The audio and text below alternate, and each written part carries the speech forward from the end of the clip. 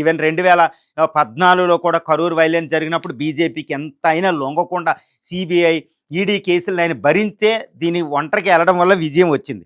ఇప్పుడు మరి విజయ్ 118 సపోర్ట్ చేస్తూనే సుప్రీంకోర్టుకి వెళ్ళాలనుకున్నారు. మరి సుప్రీంకోర్టుకి వెళ్తే ఏమి రాబోతుంది? ఇప్పుడు సుప్రీంకోర్టుకి వెళ్తే ఆయనకి ఏం జరగబోతుంది ప్రస్తుతం? అది ఒక పెద్ద క్వశ్చన్. తప్పనిసరిగా సుప్రీంకోర్టుకి వెళ్తే రెండు ఇచ్చే అవకాశం ఉంది. అదేంటి? గవర్నర్ని ఆదేశించే అవకాశం ఉంది. లార్జెస్ట్ పార్టీని ఇంతవరకు ట్రెడిషన్స్ ఉంటున్నాయి కాబట్టి లార్జెస్ట్ అవకాశం ఇవ్వండి. ఫ్లోర్ టెస్ట్ చేసుకునే అవకాశం ఇమ్మనే ఎప్పుడు సుప్రీంకోర్టు చెప్తూ ఉంటుంది. ఎన్నో కేసులు వచ్చినాయి ఎలాంటి.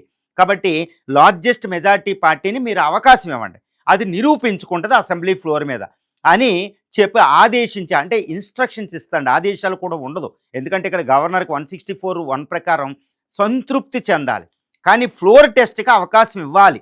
అది గవర్నర్, అది సుప్రీంకోర్టు చేసే అవకాశం ఉంది. అందుకే విజయ్ ఇప్పుడు సుప్రీంకోర్టు గుమ్మం తొక్కడానికి ప్రయత్నం చేస్తున్నట్టు తెలుస్తుంది. అది తప్పనిసరిగా ఇప్పుడు సుప్రీంకోర్టులో లంచ్ మోషనో ఏదోటి అత్యవసరంగా అక్కడ ఒక పిటిషన్ వేసే అవకాశం ఉంది. అది తీర్పుకు వస్తే ఈ విధంగా ఉంటుంది. కానీ గవర్నర్ మాత్రం విచక్షణ అధికారాన్ని రాజ్యాంగానికి వ్యతిరేకంగా ఉపయోగించుకునే అవకాశం సుప్రీంకోర్టు ఇక్కడ ఇచ్చే ప్రసక్తి అయితే లేదు. ఇది ఇలా ఉండగా ఇప్పుడు తమిళనాడులో ఒక రకమైన ప్రజల్లో ఒక రకమైన డిస్కషన్ జరుగుతుంది మీడియాలో అంతట్లో. అదేంటి? విజయ్ని అడ్డుకోవడం ఏంటని. ఎందుకంటే సిపిఎం నుంచి, కాంగ్రెస్ నుంచి, ఈవెన్ డిఎంకే కూడా అవకాశం ఇమ్మని అడుగుతుంది.